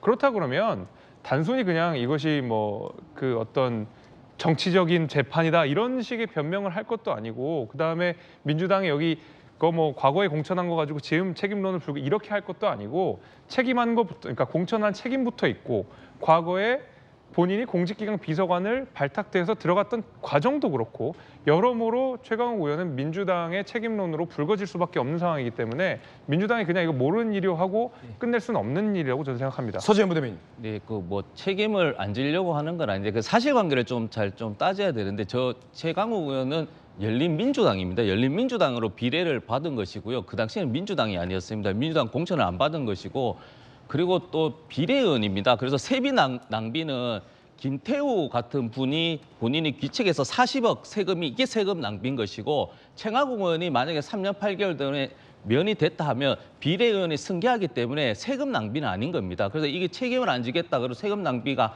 아니다 이런 걸 이야기하는 게 아니고 사실관계에 맞춰서 얘기하는 것이고 저는 지금 세금 낭비 아니다라고 말씀하시는데. 그러니까 제가 말씀드린 건 세금 낭비라고 주장할 수는 없는 게 최강욱 의원이 아니더라도 비례 승계를 하기 때문에 계속 이제 의원이나 누가 그러니까 여기서의 세금 낭비라는 포인트는 그런 것 같아요. 최강욱 의원. 그러니까 비례냐 아니냐에 따라서 세금 낭비냐 아니냐가 아니라 국회의원직 자격이 결과적으로 없는 분에게 세비가 투여됐기 때문에 그것은 세금 낭비라는 지적인 것이고 최강욱 의원에게 형이 빨리 확정이 돼서 다른 누군가가 비례직을 승계해서 됐다면 그분은 의원직을 상실할 만한 혐의가 없는 분이 승계를 했다면 그분에게 세비가 가는 것은 온당하기 때문에 그런 의미에서의 세금 낭비라는 지적이지 다른 사람이 쓴 게이기 때문에 비리라도 생겨난 분이 아니다. 그런 말씀은 아닌 것 같아요. 네, 알겠습니다. 그래서 저는 일반인도 그렇고 저도 그렇고 사법부 자체도 이제는 좀 적극적으로 국민들에게 설명할 필요도 있을 것 같아요. 왜냐하면 이런 사건은 이런 부분 때문에 좀 장기적으로 갈 수밖에 없다. 대장동 사건 관련해서도 예전에 사법부가 한번 이 부분은 자료가 워낙 방대하기 때문에 단기간에 어떻게 보면 종결할 수 없다라는 이야기하니까 누구든지 이해할 수 있듯이 저는 앞으로도 사법부도 좀 적극적으로 이런 사건에 대해서 개별적으로 해서 이런 어떻게 보면 어떤 그 사법부가 불신을 받을 수 있는 그런 요소 자체를 사법부가 적극적으로 또 이렇게 없앨 필요성도 있다고 봅니다. 결과적으로 이 재판이 늦게 나오면서 최강욱 의원이 법사위원으로 계속 의원직을 유지했습니다. 피의자인 최강욱 의원이 법사위에 있는 것이 온당한가라는 논란도 사실은 계속 국회에서 있어 왔는데 그 논란이 무시되고 국회의원의 법사위직을 유지했습니다. 급기야 한동훈 법무부 장관은 처음 최강욱 의원의 이 수사를 지휘했던 검사 출신입니다. 이런 설전까지 벌였습니다. 이게 다 최강욱 의원을 수사했던 한동훈 장관 간의 어떤 감정적 뒤끝이 아니냐. 그때 당시에도 최강욱 의원의 질의를 보며 이런 논란이 일기됐었는데요. 그때 그 장면 준비되어 있습니다. 함께 보시죠. 검찰이 과거 인혁당 사건의 재심으로 이어져서 무죄가 확정될 때까지 저지른 잘못이 과거에 있었죠? 있습니까? 없습니까? 과거 검찰이 잘했습니까? 잘못했습니까? 이 사건과 관련해서 말씀을 하세요 그냥. 저런 태도에 대해서 답변을 하세요 그냥. 말씀하세요. 질문했으니까 답변하세요. 제가 위원님처럼 반말을 하진 않았죠. 저런 태도에 대해서 그따위 태도를 보이면 제가 그따위라는 식의 말도 하지 않았고 그렇다. 저의 형사 사건의 가해자인 위원님께서 저한테 이런 질문하는 것 자체가 이상하다고 생각합니다. 백이 가해자고 내가 피해자죠? 백이요? 자, 백이라고 말씀하셨어요? 백이라고 얘기했습니다. 네, 한동훈 장관과 저는 무슨 검사와 피해자를 우리가 만난 적이 있습니까? 제가 지휘한 사건으로 기소되셨죠. 제가 피해자고요. 본인은 피해자라고 주장하지만 기소되셨잖아요. 내가 더 피해자라고 보는 경우가 그러니까 이해 충돌이 많지 있다는 않아요. 얘기입니다. 유시민한테 돈 안 줬어도 돈 줬다고 말해라. 이런 얘기를 허위 사실을 조작해서 퍼뜨린 부분에 대해서 기소돼서 재판 받으시는 거고 그 사건의 사실상의 피해자는 접니다. 가해자는 최강욱 의원이시고요. 최강욱 의원이 저렇게 뭔가 한동훈 장관만 나오면 한 장관과의 설전이 이루어지는 것 법사위원으로 적절했냐라는 논란인데 계속 있어 왔잖아요, 전 교수님 사실. 최강욱 의원이 법사위에 있는 게 맞냐. 네, 그러니까 지금 최강욱 의원을 다루고 있는데 비단 이 일이 최강욱 의원에게만 있었으면 지금 이제 이루어지고 있는 비판을 오롯이 최강욱 의원이 다 받아야 되겠죠. 근데 제가 아까도 말씀드렸지만 정치인과 관련된 재판이 그다음에 이제 구속돼 있으면서 세비를 받아가는 의원이 어디 한둘입니까? 이런 부분들을 고쳐야지 이게 마치 최강욱 의원만 해당되는 것처럼 이렇게 하는 것은 좀 과도하다는 생각이 들고요. 전반적으로 시스템을 좀 고쳐야 됩니다. 예를 들면 구속이 돼가지고 감옥에 있는데 국회의원이 3심 확정 판결이 나기 전까지 세비를 다 받는다든지 또는 분명히 1년 안에 끝내야 될 재판을 2년, 3년 끝나든지 이런 전반적인 시스템을 고쳐야 된다고 생각을 하고 있고요. 최강욱 의원이 법사위원으로서 자격이 있냐, 그쪽에 가 있는 게 그런 비판이 많이 있습니다. 특히 국회의원들이 자신의 재산 형성이라든지 투자라든지 또는 이전에 했던 일과 관련해가지고 이해 충돌 소식 때문에 각 상임위에서 배제되는 경우들이 있거든요. 이 문제도 고질적인 문제입니다. 그렇기 때문에 전반적으로 시스템을 좀 계속해서 제기되는 문제가 계속해서 해결이 안 되는데 이런 문제를 해결하기 위해서 우리가 좀 구조적 측면에서 좀 접근할 필요가 있다 이렇게 생각을 합니다. 최강욱 의원이 SNS에 이런 글을 올렸습니다. 과연 본인의 혐의가 유죄로 인정된 것에 대한 국민들에게 정중한 사과의 표현일까요? 전혀 그렇지 않습니다. When they go low, we go high. 미셸 오바마가 했던 말이죠. 저들이 저급하게 가면 우리는 고급으로 가자라는 말. When one door closes, another one opens. 하나의 문이 닫히면 다른 문이 열어진다라는 헬렌 켈러의 말까지 인용을 했습니다. 억울하다라는 뜻으로 보입니다. 여기에 조 전 장관은 한술 더 나아갔습니다. 내 가족이 나보다 더 좋아하는 사람, 당연하죠. 입시에 굉장한 역할을 했던 허위 인턴서까지 발급해준 사이죠. 하나의 문이 닫혔지만 다른 문이 열릴 것이다 라고 격려하는 글을 올리기도 했습니다.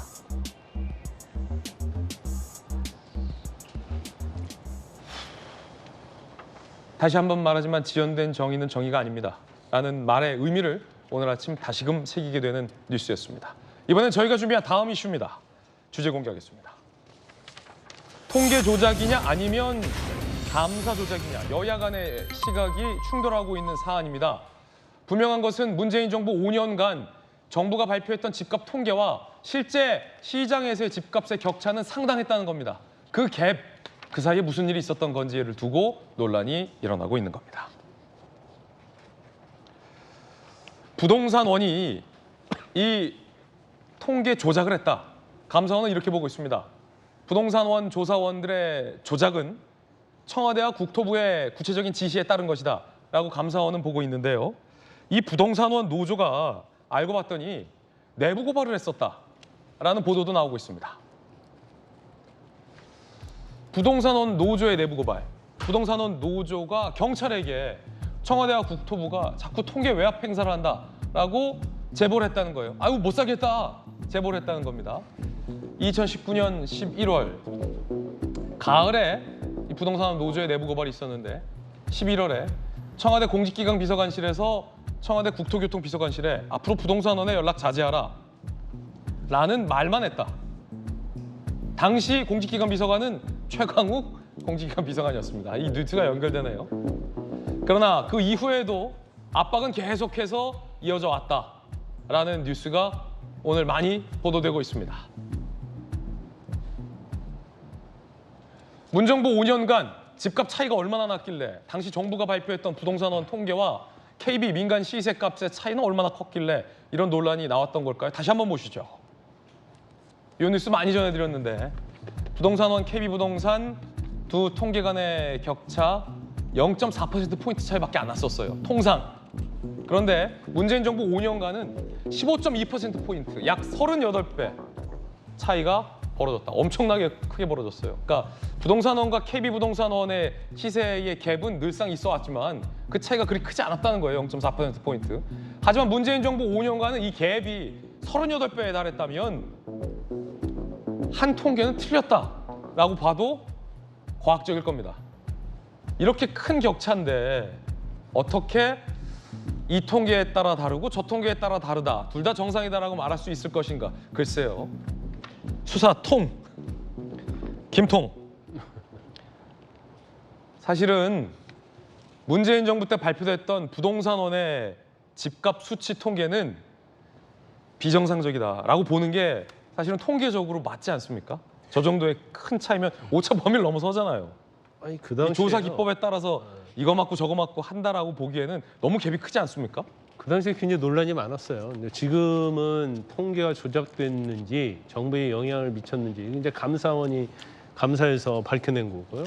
그 당시 김현미 의원이 상임위를 할지 국회의원들 질문하면 뭐 부동산이 얼마 올랐냐 그러면 한 5% 올랐다 뭐 그런 식으로 얘기했어요. 근데 우리가 느끼는 체감은 또 통계가 좀 다릅니다. 뭐 30%, 50%, 뭐 장기에 보면 100% 이상 올랐거든요. 그럼에도 뜬금없이 나와서 뭐 5% 올랐다, 3% 올랐다, 뭐 1.4% 올랐다 그런 식으로 얘기해서 그 당시에 많이 논란이 됐었고, 그다음 부동산원에서 발표한 이 통계 수치하고 KB에서 발표한 수치가 너무 차이가 나는 거예요. 근데 KB는 실세 가격을 반영하는 거기 때문에 사실 이게 거의 맞거든요. 근데 문재인 정부 이전에는 사실은 부동산원하고 KB하고 차이가 0.4%밖에 안 났단 말이에요. 그러면 왜 이렇게 크게 났을까? 그럼 뭐가 조작이 있는 거 아니냐? 그런데 이번 이제 감사원 결과에서 여러 가지 이제 결과가 나왔어요. 자, 민주당 쪽에서 이거 조작이라 감사 조작이라고 얘기하는데 이걸 감사 조작이라고 이야기하기에는 너무 증거가 많은 거예요. 일단 이 자체가 시작이 부동산원, 원래 이제 전에는 한국감정원이었습니다. 거기에 있는 노조에서 이걸 제보를 했다는 거 아니에요? 경찰 정보원에게. 경찰 정보원이 딱 보니까 이게 문제가 있는 거예요. 왜냐하면 통계법 위반이거든요. 이렇게 미리 통계를 중간에 작성하고 이런 것을 받아보면 통계 비밀 누설에 해당이 되거든요. 유출에 해당이 되고, 그다음에 여기에 대해서 영향을 미치게 되면 또 이것도 통계법 위반이어서 3년 이하 징역 3천만 원 이하의 벌금에 처도돼 있단 말이에요. 그런데 이걸 잘 몰랐는지 어쩐지 모르겠지만 청와대 비서관 행정관들이 계속 이렇게 압력을 가하는 거예요.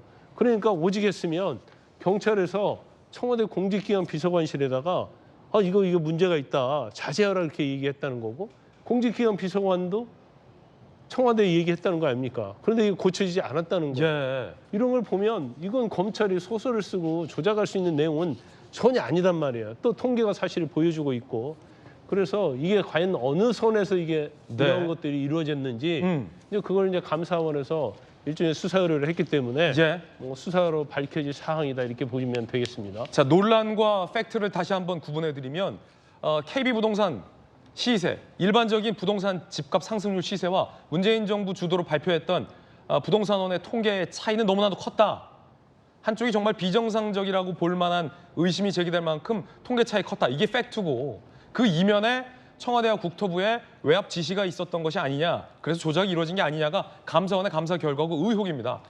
자, 그와 관련해서 부동산원을 얼마나 못살게 굴었길래 노조가 외압이 있었다라고 제보까지 합니까? 네, 저도 뭐 사실 국토교통부 입장에서는 사실 집값이 너무나 급격하게 상승하면 거기에 대한 어떻게 보면 민심에 대해서 조금 이제 부담이 있었을 수는 있을 것 같은데. 아니 그래도 이렇게 부동산원은 딱 집값 하시는 분들인데 거기 이렇게 못 살고 오면 어떡해요? 근데 이제 사실 통계는 조작할 수는 없고 해석의 차이는 있을 수 있고 기준이 다 다르잖아요. 우리가 지지율도 보면 민주당 같은 경우는 어떤 회사에서는 앞에 숫자가 2자가 나오고 어떤 데는 4자가 나오지 않습니까? 그 기준, 그것이 이제 조작이 되려면 그 기준이 매번 이제 바뀌어야 되는데 부동산원과 KB는 지금 또 그 기준대로 계속 이어져 나가는 것이거든요. 그래서 지금은 어떻게 보면 조작이라고 하기에는 저는 조금 너무 이른 판단이다. 왜냐하면 그럼 국토부와 청와대가 이 부동산원 노조가 너무 외압이 있다라고 경찰에 제보할 정도로 왜 이렇게 관여를 했습니까?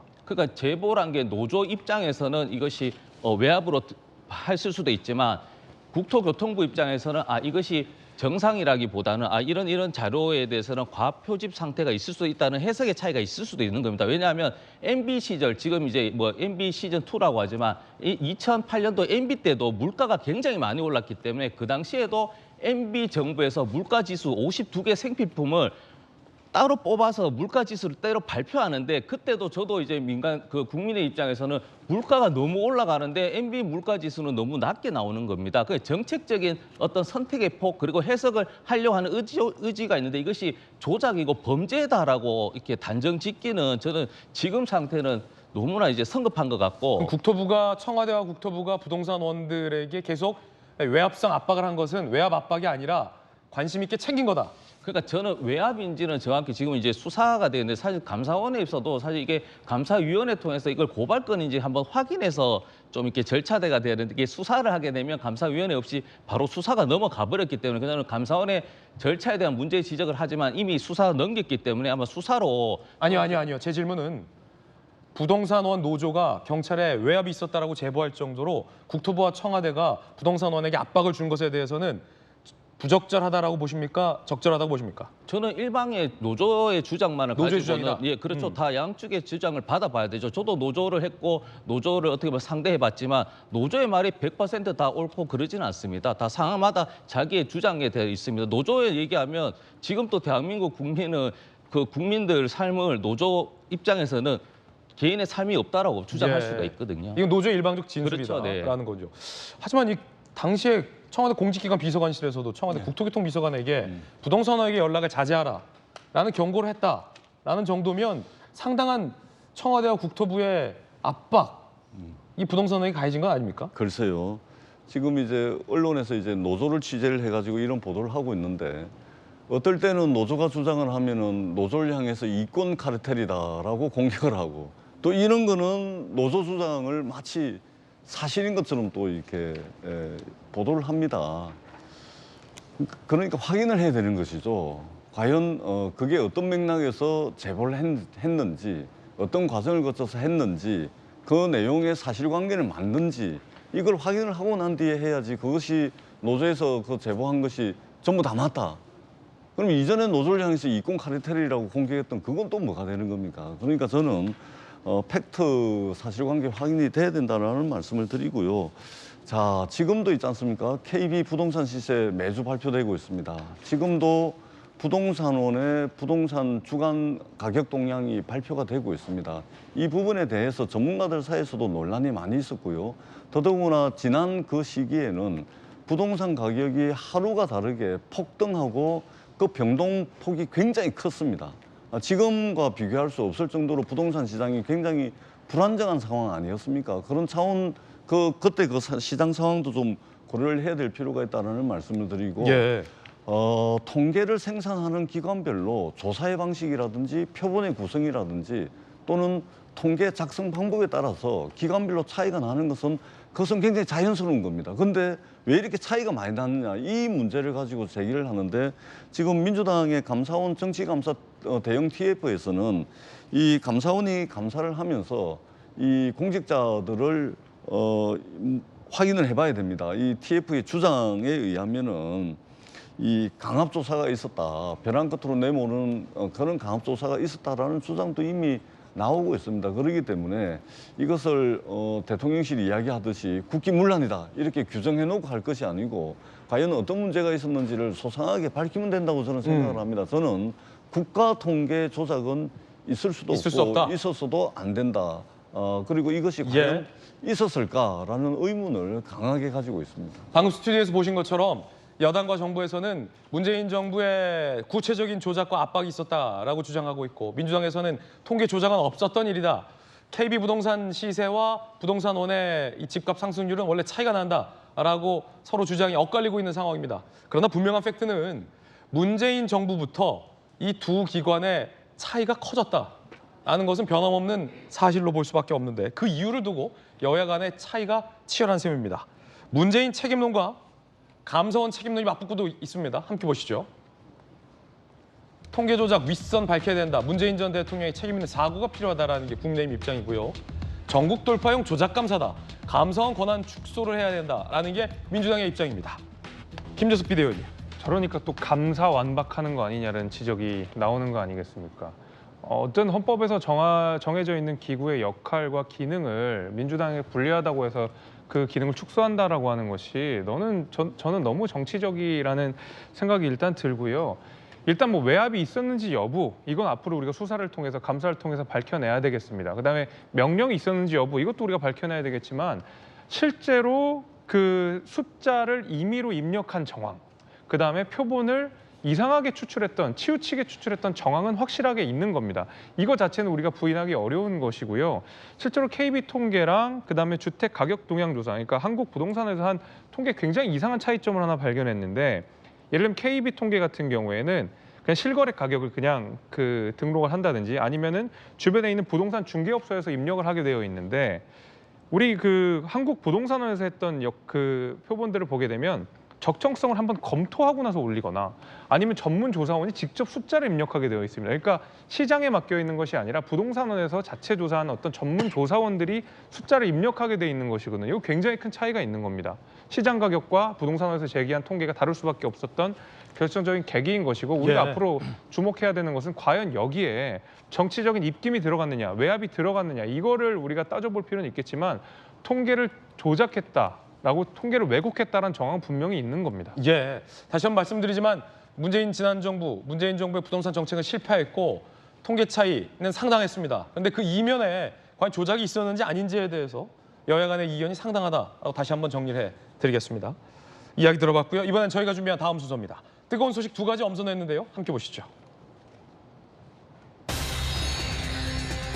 첫 번째 주인공은 유아인 씨인데 검찰이 유아인에 대해서 다시 한번 구속영장을 재청구했습니다. 소환 당시 유아인 씨의 이야기 들어보시죠. 저의 일탈 행위들이 누구에게도 피해를 끼치지 않는다 그런 식의 자기 합리화 속에서 그런 잘못된 늪에 빠져 있었던 것 같습니다. 죄송합니다. 공범을 도피시키려 했던 게 사실인가요? 혐의에 대한 상당 부분 인정하고 있고요. 공범을 도피시키는 그런 일은 전혀 시도하지도 않았습니다. 증거 인멸 부분 어떻게 소명하셨나요? 증거 인멸과 관련해서 전혀 사실과 다르다고 말씀드렸고 제가 밝힐 수 있는 모든 진실 그대로 밝혔습니다. 후회 없으십니까? 와약한 거에 대해서? 후회하고 있습니다. 자, 검찰이 이번에 유아인 씨에게 구속영장을 다시 청구를 했습니다. 2020년부터 200회가량 5억 상당의 마약류를 투약했다. 이거는 구속 사유가 충분하다라고 검찰은 보고 있는 것 같아요. 게다가 결정적으로 지인에게 증거인멸까지 지시했다라고 검찰은 보고 있습니다. 지난 5월에 구속영장 청구가 한번 기각됐었는데 검찰은 어제 재청구했습니다.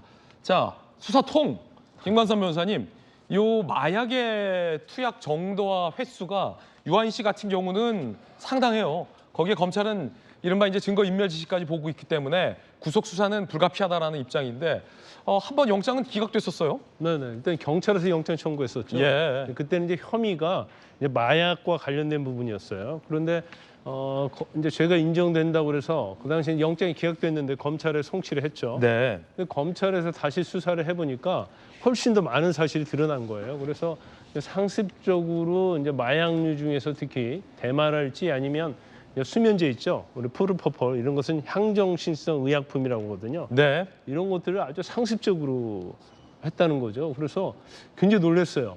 다른 사람 명으로 수면제를 1,000정. 예. 이거 어마어마한 거 아닙니까? 어마어마하죠. 네. 그래서 이제 상습 투약을 했다는 거고 또 해외 원정 또 투약했다는 거고요. 그런데 이렇게 마약만 한 게 아니고 여기 추가된 게 있는데 증거 인멸이에요. 그러니까 자기와 관련된 사람들을 해외로 도피시킨다랄지 이제 그러면 범인 도피가 되거든요. 예. 그다음에 또 공범 관계를 이거 알고 있는 사람을 회유 협박했다는 거야. 예. 진술을 자기에게 유리하도록. 그러니까 사실은 마약 말고도 또 그런 혐의도 사실은 굉장히 중하거든요. 그래서 단순히 전에 마약 증거가 없다 하더라도 예. 이렇게 엄청난 증거인멸이랄지 범인 도피 혐의, 그다음에 마약과 관련된 부분이 양이 너무나 많고요. 타인명으로 상습적으로 했기 때문에 이번에 영장 청구된 거에서는 발부될 가능성이 훨씬 더 높아졌다 이렇게 볼 수 있죠. 그러면 지난번에 경찰이 영장을 청구했을 때는 이 구속 사유의 필요성에 대해서 지금 검찰이 제기하는 것보다 좀 굉장히 좀 미흡하게 영장의 필요성에 대해 소명했다라고도 볼 수 있겠는데 네. 대마 강요 혐의도 있어요. 이건 뭐예요? 대마를 누구에게 강요했습니까, 유아인 씨가? 그렇죠. 이제 같이 공범 관계에 있는 사람들, 지인에게 이제 대마를 흡입하도록 이제 강요한 것도 있어요. 그런데 굉장히 좀 약간 놀랐어요. 예. 왜냐하면 우리가 사실 수사받고 그러면 자기에게 불리한 진술을 할 사람들에게 회유, 협박 이거 하기 어렵거든요. 네. 왜냐하면 이건 다 드러나게 돼 있어요. 조사를 하면. 그런데 회유 협박하고 그다음에 해외로 도피시키고 또 같이 또 해외 원정을 가고 이래서 우리가 알고 있는 유아인이 아니다. 이 내용을 보면. 예. 그래서 지난번 이제 경찰 때는 단순히 이제 향정신성 의약품하고 이제 코카인과 관련된 부분이었는데 코카인에 대해서는 증거가 명백하지 않다고 판단을 하고 증거 인멸 및 도주 염려가 없다 해서 기각이 됐거든요. 근데 검찰이 사실 서울중앙지검 강력부에서 이제 수사를 엄청 해서 증거 인멸하고 범인 도피 그리고 좀 더 많은 마약 흡입, 뭐 소지 이런 것들을 추가로 범죄 혐의에 넣었기 때문에 본인 입장에서는 아마 뭐 영장 발부뿐만 아니라 나중에 재판받게 되면 형도 상당히 높은 형을 받을 수 있다 이렇게 봅니다. 뜨거운 소식 함께하고 있습니다. 이번에 두 번째 소식 공개하겠습니다. 자, 강철부대. 과연 강철부대의 뭐 인기 있는 캐릭터죠. 최영재 강철부대의 마스터인데요. 오늘 스튜디오에 모셨습니다. 저랑은 굉장히 또 오랜만에 뵙게 되는데 채널A의 예능 강철부대가 1년 4개월 만에 시즌3로 돌아왔죠. 강철부대에서 마스터 역할하고 있는 또 최영재 마스터 스튜디오에 나오셨는데 잘 지내셨죠? 네, 잘 지냈습니다. 우리 저 돌직구 시청자분들께 여러 가지 뭐 이력이 많잖아요. 그중에서도 저는 이 707 대테러 부대식의 경례로 멋있게 또 인사 한번 부탁드립니다. 네, 그러면 인사드리겠습니다. 예. 네. 단결! 네, 강철부대 마스터 최영재입니다. 반갑습니다. 지금 지미 집에서 잡아서 원샷 보고 다시 한 번만 해주시죠. 단결. 네. 단결! 네. 707 특임대에서 대테러 교관 출신이시고 707 특임대는 뭐 특전사 중에서도 최정예 부대로 꼽히잖아요. 그렇습니다. 거기에 레바논의 아랍에미리트 해외 파병도 다녀오셨죠? 네, 다녀왔습니다. 두 번 다녀왔습니다. 707 특임대 대테러 부대는 어떤 역할을 하는 부대인지 설명 좀 해주시죠. 국민 여러분들이 생각하시기에는 가장 뭐 유사시에 이제 국가적인 차원에서 가장 위험한 곳에 가장 먼저 들어가서 적진 깊숙이 들어가서 임무 수행을 하는 부대라고 생각하시면 되고 예. 국가에서 전략적으로 이렇게 운영하는 중요한 부대입니다. 우리 국가의 어떤 전략적인 특수부대. 네. 최근에 이제 북러의 밀착 행보도 보이면서 윤석열 대통령도 언급했듯이 북한의 도발 수위가 굉장히 좀 가시화되고 있습니다. 네, 그렇습니다. 만약에 북한이 예를 들어 뭐 천안함 폭침 사건이나 아니면 연평도 포격 사건처럼 네. 구체적인 도발을 할 때 이 707 특임대는 어떤 작전을 수행합니까?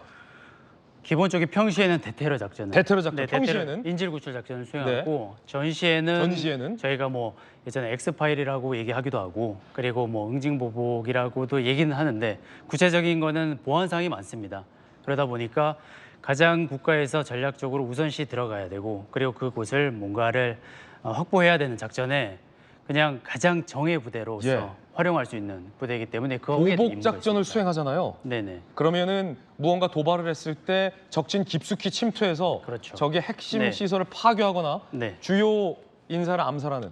그렇죠. 주요 요인 암살 그리고 첩보 보고 그리고 이제 그거를 정보를 가지고 이제 국군에서 대응할 수 있게끔 활용하는 부대이죠. 이번 강철 부대 뭐 오늘 밤 10시 30분에 첫 방송되는데 네. 이번에 미국의 특수부대인 네이비실하고 그린베레 대원들도 참여한다고 해요? 네, 이번 힘들게 섭외를 했습니다. 예. 네. 강철 부대가 1, 2 시즌을 하면서 이제 3는 뭔가 글로벌한 특수부대들과 같이 서바이벌을 하는 게 또 시청자들이 기대를 하는 포인트라고 생각을 해서 세계에서 가장 이제 유명한 특수부대인 그린베레와 이제 네이비실을 저희가 스카웃을 했습니다. 최영재 씨 현역 때 미군 특수부대와 한미연합훈련도 함께 했었죠? 네, 파병지에서도 같이 네이비실과 그린베레랑 훈련을 했고 한국에서도 이제 매년 합니다.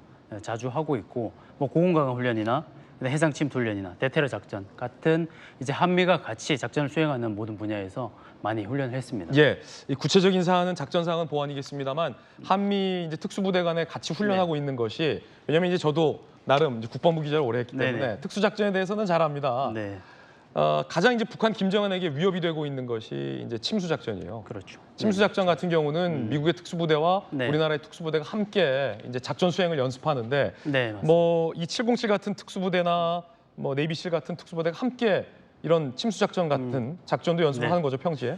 그렇죠. 우리가 뭐 참수작전이라고 하는 작전 자체가 사실 기밀인데 참수작전. 네네, 참수작전인데 거기에 대해서는 전략 자산이나 그렇게 병력 운영이나 하는 것들이 미군하고 같이 협조해서 하는 것들이 많습니다. 네. 네, 그러다 보니까 뭔가 합을 많이 맞춰야지만 이게 단기간에 성공적으로 임무 수행을 할 수 있기 때문에 그래서 그런 그린베레나 네이비실과 같은 부대들과 한국의 이제 특수부대, 특전사 그리고 뭐 UDT 같은 부대들이 많이 훈련하고 연합 훈련을 하고 있습니다. 최영재 마스터 네. 지금 다시 현역으로 돌아가야 되는 거 아닙니까? 너무 민간에 있기 아까운데. 그런 얘기 많이 듣습니다. 예. 그래서 유사시에 혹시 국가가 네. 부른다면? 네, 저는 뭐 벌써 예비군으로서 예. 네, 한 대대를 지휘할 수 있는 그렇군요. 네, 등록이 되어 있기 때문에 언제든지 유사시에 네, 출동할 준비가 되어 있습니다. 자, 이런 최영재 마스터 같은 또 후배 네. 특전사들이 대한민국 조국을 이 시간에도 지키고 있다고 생각하니까 네. 정말이지 든든합니다. 자, 오늘 밤 10시 30분에 네. 강철부대 새롭게 선보이는 미국 특수부대까지 참여하는 강철부대에도 많은 사랑 부탁드리겠고요. 최영재 마스터도 또 변함없이 응원해